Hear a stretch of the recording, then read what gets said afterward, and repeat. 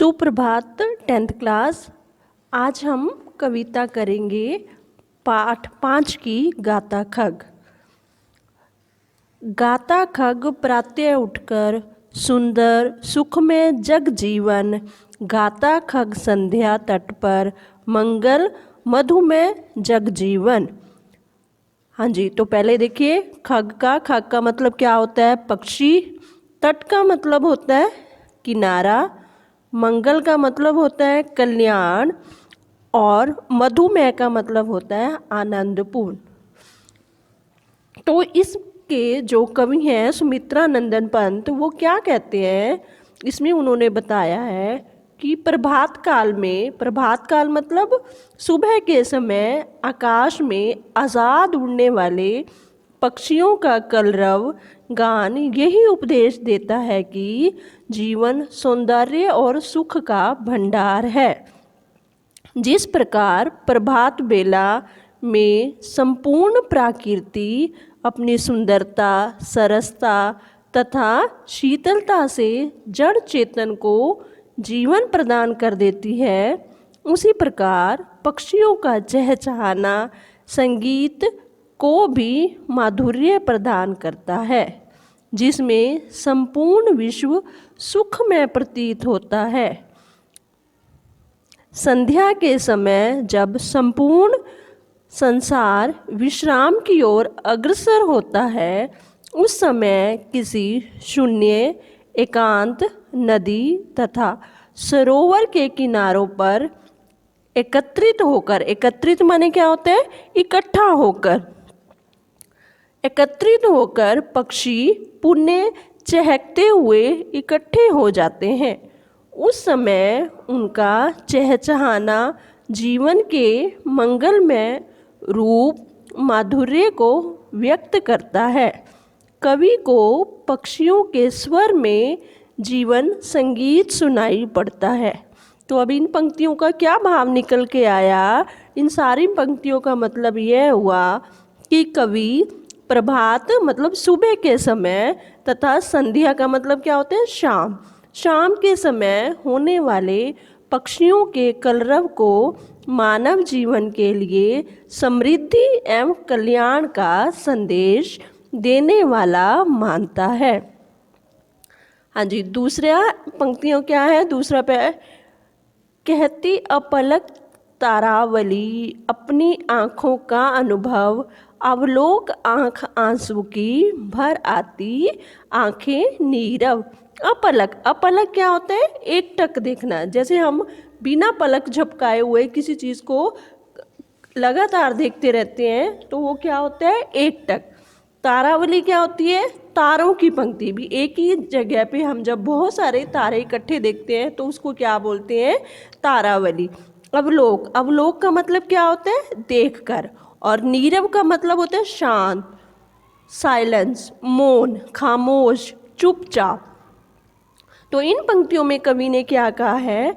कवि कहता है कि अनंत आकाश में छाए हुए अंधकार में निरंतर चमकने वाले ताराओं की पंक्तियों को देखकर ऐसा प्रतीत होता है या ऐसा लगता है जैसे वे कह रही हो कि संपूर्ण जीवन करुणा तथा दुख से भरा हुआ है। कहती अपलक तारावली अपनी आँखों का अनुभव दुख से भरा है। जिस प्रकार निरंतर दुख सहते हुए किसी की आँखों में से आंसू बह जाते हैं और आंसुओं से भरी आँखों को देखकर दूसरे में सहानुभूति के कारण करुणा का संचार हो जाता है। अब जब कोई रोता है, जब हम उसे देख लेते हैं तो हमें क्या होती है? उसके प्रति सहानुभूति हो जाती है। सहानुभूति मतलब हमदर्दी हो जाती है। उसी प्रकार विश्वव्यापी दुख, अवसाद, विपन्नता और विषमता को देखकर अपलक ताराओं की करुणा से भरी आँखों से आंसू छलक पड़ते हैं। आँखों की भाषा नीरव और मौन होती है, खामोश होती है, चुपचाप होती है, मौन होती है, केवल आंसुओं के माध्यम से प्रकट होती है।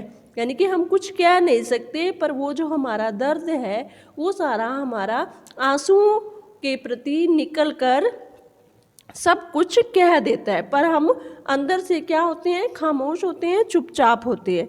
इन पंक्तियों का क्या भाव निकल के आएगा कि तारों की पंक्तियाँ टिमटिमाकर मानव के दुख और आंसू देखकर ओस के रूप में स्वयं भी आंसू बहाती हैं।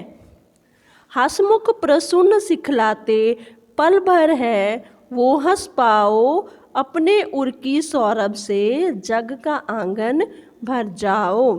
हाँ जी, हंसमुख का मतलब क्या होता है, प्रसन्न, खिले हुए, खुश। प्रसून क्या होता है, प्रसून होता है पुष्प, फूल। उर क्या होता है, उर का मतलब होता है हृदय। सौरभ, सौरभ का मतलब होता है सुगंध, खुशबू। जग, और जग का मतलब क्या होता है, संसार।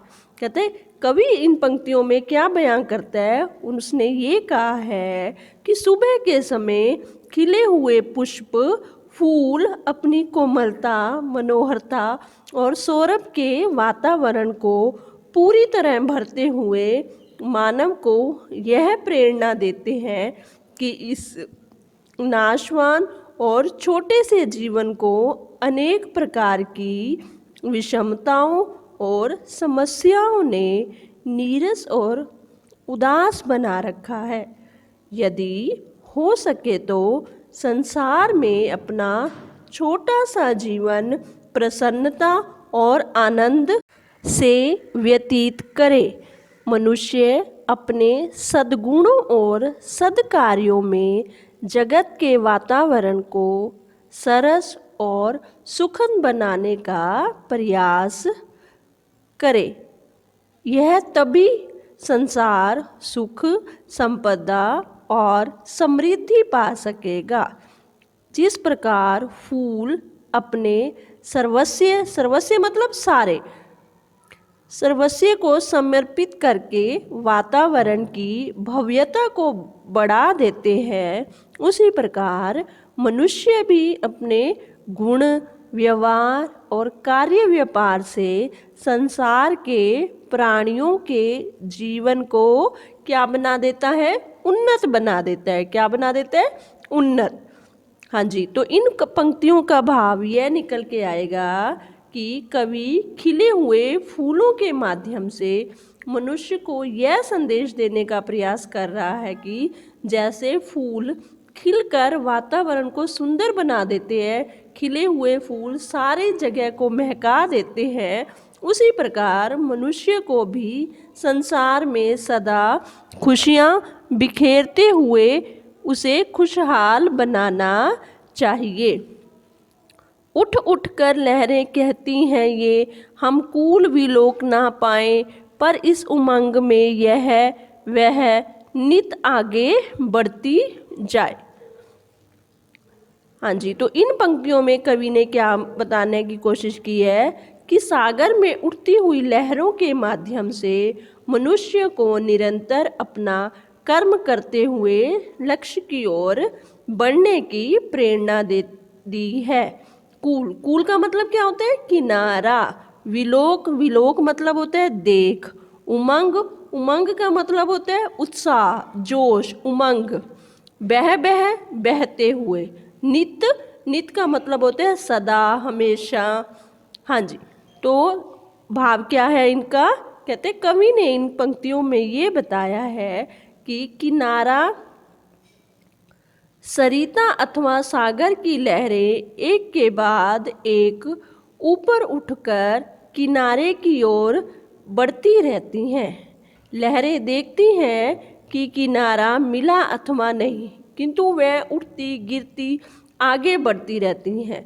लहरें जो है रुकती नहीं हैं, कितनी भी उसको परेशानियाँ हैं वो लगातार बढ़ती रहती हैं।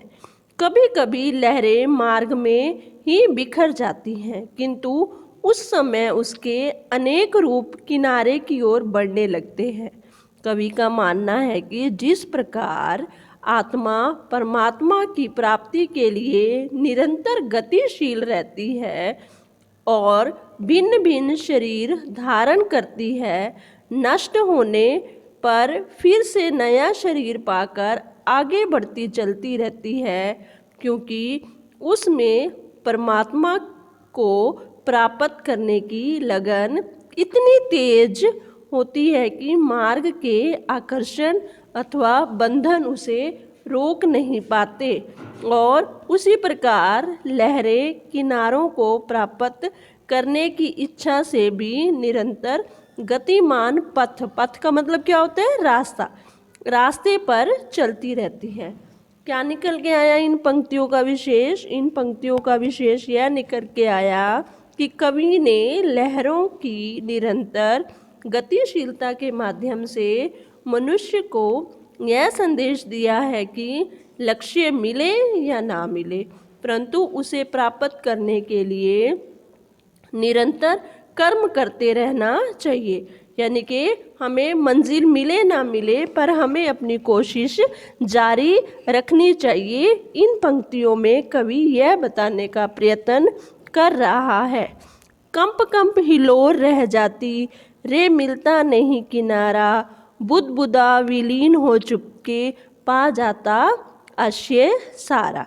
तो इन पंक्तियों में लास्ट में कवि ने क्या कहा है? कवि यह बताने की कोशिश कर रहा है कि लहर और बुलबुले के माध्यम से आत्मा परमात्मा से संबंधित विचारों को व्यक्त कर रहा है।